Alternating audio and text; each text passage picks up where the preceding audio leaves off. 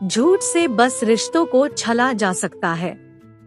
अब बस रोहन, मैं किसी भी झूठ में तुम्हारा साथ नहीं दे सकती।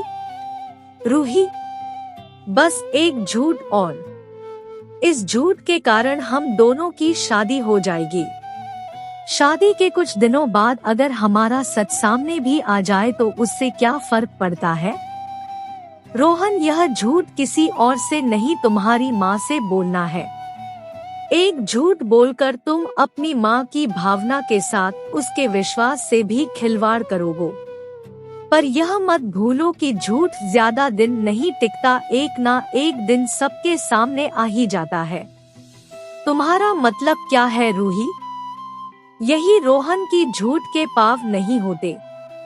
मैं मानती हूँ कि शादी के बाद में ज्यादा दिन तक तुम्हारी माँ के साथ नहीं रहूंगी। तुम दूसरे शहर में जॉब करने चले जाओगे और मैं तुम्हारे साथ वहीं रहूंगी। पर मैं तुम्हारे साथ ही जॉब करती हूँ और आगे भी मैं जॉब करूंगी। यह सच्चाई तुम्हारी माँ को मालूम नहीं चलेगी। यह कैसे सोच लिया तुमने? रूही, जब सच्चाई मालूम चलेगी तब का तब देखेंगे। नहीं रोहन, तुम्हारा साथ पाने के लिए, तुमसे शादी करने के लिए मैं झूठ नहीं बोल सकती।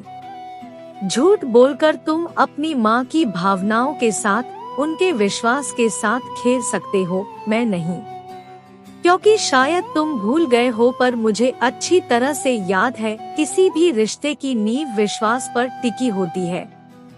मैं जब तुम्हारी माँ से मिलूंगी तो सच बोलूंगी, तुम्हारी झूठ की हिस्सेदार नहीं बनूंगी।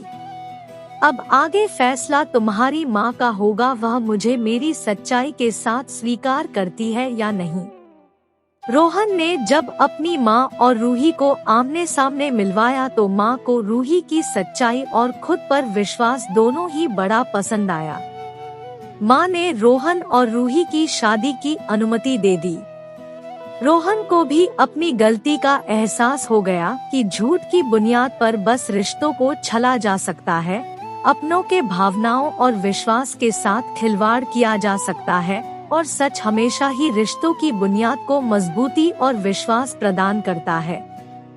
दोस्तों, आपको मेरी ये कहानी कैसी लगी? कृपया पढ़कर अपनी बहुमूल्य प्रतिक्रिया जरूर दें। आपकी प्रतिक्रिया मेरे लिए बहुत महत्वपूर्ण है और मेरे YouTube चैनल को भी सब्सक्राइब जरूर करें। दोस्तों, फिर मिलेंगे अगले न्यूज़ स्टोरी के साथ। धन्यवाद।